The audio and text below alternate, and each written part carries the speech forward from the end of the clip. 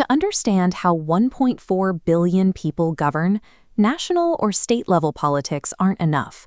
We must drop deeper. Below Maharashtra lies Vidarbha, home to the Amravati division.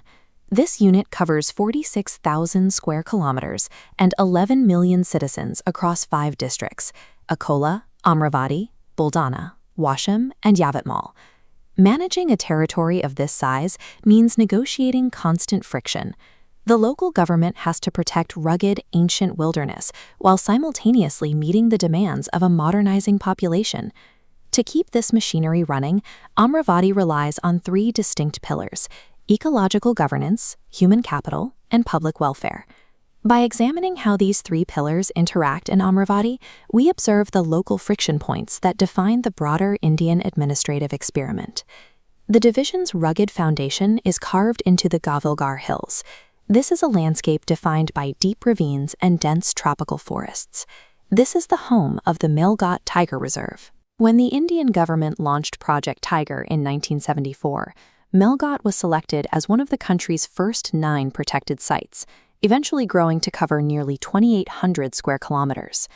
The reserve protects a specific biodiversity that nearly vanished.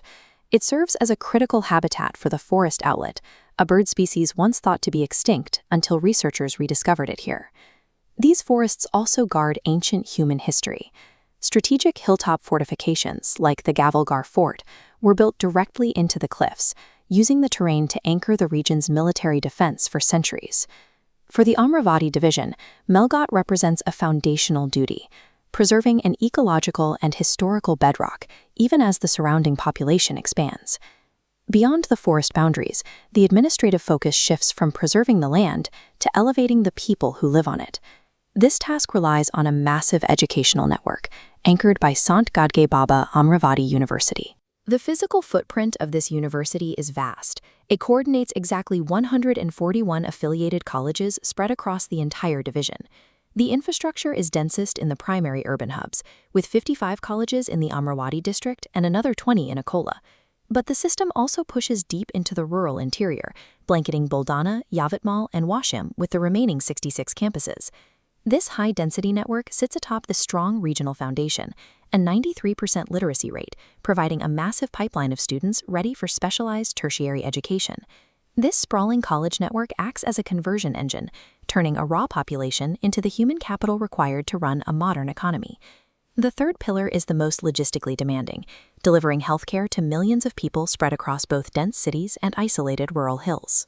The 2021-22 monitoring report for the National Health Mission provides the raw evidence of how this effort is faring on the ground in the Amravati district. The report highlights a major structural transition: the conversion of primary health centers into specialized health and wellness centers.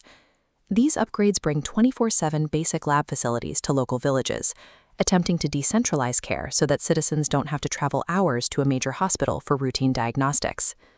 However, the data also reveals a core vulnerability.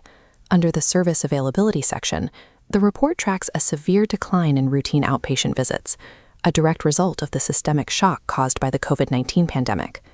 Managing public welfare at this level is a relentless 2-front battle, building new, modern infrastructure while simultaneously helping the system recover from global disruptions. Pace slows. When we look past the individual figures for hospital capacity or college enrollment, the division functions as a massive exercise in coordination. This administrative identity has evolved over centuries. What we now call the Amravati division was once the Maratha province of Berar, a region defined for generations by royal lineage and contested borders. The modern reality has replaced those ancient power structures with a bureaucratic system designed to govern 11 million people through schools and clinics. Balancing the protection of a tiger reserve with the expansion of mass higher education and rural healthcare is the exact same challenge faced by India at the national level. The true story of a nation's development is rarely written only in its capital cities. It is built beat by beat at the divisional level, in places exactly like Amravati.